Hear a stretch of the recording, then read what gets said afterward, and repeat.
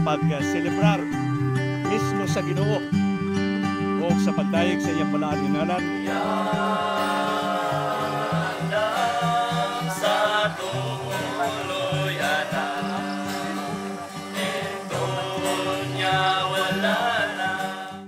Nining kabuntagon nahuman ang amuang blessing among speaker si Pastor Alberto Cañete unya giampuan kini usas ka dedicatory prayer ni Pastor Lopez.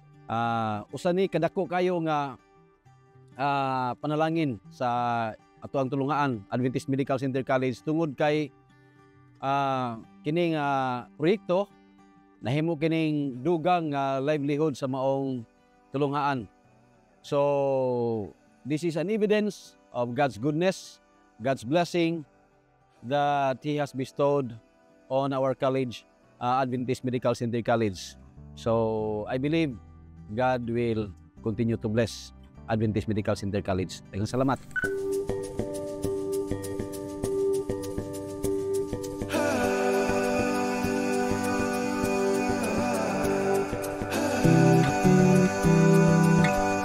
Sa paghatag aning pagpanantaw nga kinahanglan ang atong poultry nga production atong i-improve or indaganon atong iampo kanunay ang mga proyekto usab sa ato nga eskwelahan.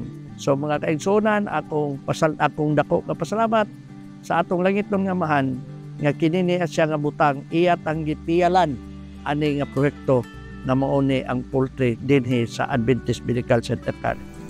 Nagpasalamat ko sa farm na niabot jud ang blessing o ako na jud ng mabalhin ang mga manok. Salamat ko nga dili na jud sila ma-stress. Hinaot nga magpadayon jud ang farm nga sa kalambuan.